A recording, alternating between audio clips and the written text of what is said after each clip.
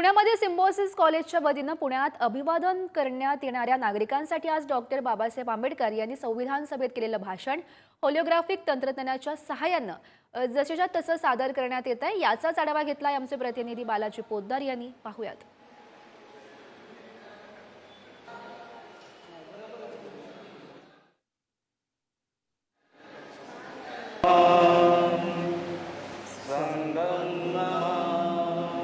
जगासह देशभरात आज महापरिनिर्वाण दिन साजरा केला जातोय। पुण्यातही मोठ्या प्रमाणात अनुयायी जे आहेत ते बाबासाहेबांच्या आठवणींना उजाळा देताना पाहायला मिळतात। पुण्यातले वैशिष्ट्य असलेल्या सिम्बॉयसिसचे हे म्युझियम आहे, ज्या ठिकाणी बाबासाहेबांच्या अनेक वस्तू आहेत।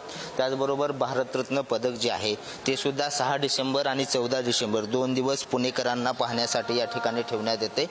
आपण पाहतोय हा सगळा अस्थि कलश आहे बाबासाहेबांचा, त्याचबरोबर भारतरत्न किताब दिलेला आहे, त्याचे सुद्धा आठवण या ठिकाणी आहे। आज पाठीमागे जर पाहिलं तर बाबासाहेबांचं सगळं साहित्य, जे बाबासाहेब जेवण करायचे, डायनिंग टेबलवर बसायचे, ज्या चेअरवरती बाबासाहेब बसायचे, त्या सगळ्या साहित्याचं इथं आपल्याला पाहायला मिळते। आणि पुणेकरांना बाबासाहेबांचा इतिहास या सगळ्या म्युझियममधून उलगडून दाखवण्याचा प्रयत्न सिम्बॉयसिसकडून अतिशय उत्कृष्टपणे दरवर्षी केला जातो। यावर्षी देखील मोठी गर्दी जी आहे ती आपल्याला या सगळ्या म्युझियममध्ये पाहायला मिळते। व्हिडिओ जर्नलिस्ट संपत मोरेसह बालाजी पोद्दार, पुढारी न्यूज, पुणे।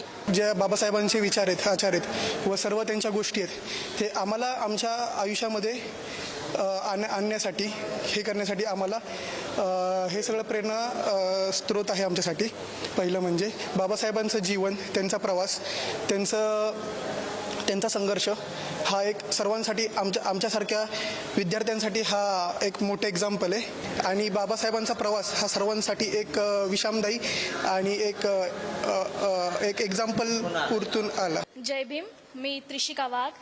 आजच्या महापरिनिर्वाण दिनानिमित्त मी एवढंच सांगू इच्छिते की बाबासाहेबांनी प्रत्येक गोष्टीचं प्रत्येक ताट भरून ठेवलेलं आहे।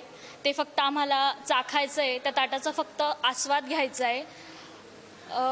बाबासाहेबांनी महिलांसाठी, दलितांसाठी, सगळ्यांसाठीच खूप कष्ट घेतले, संविधान निर्मिती केली। उपकाराच्या त्या गर्दीचा भाग होताना आठवते तुम्हाला मी।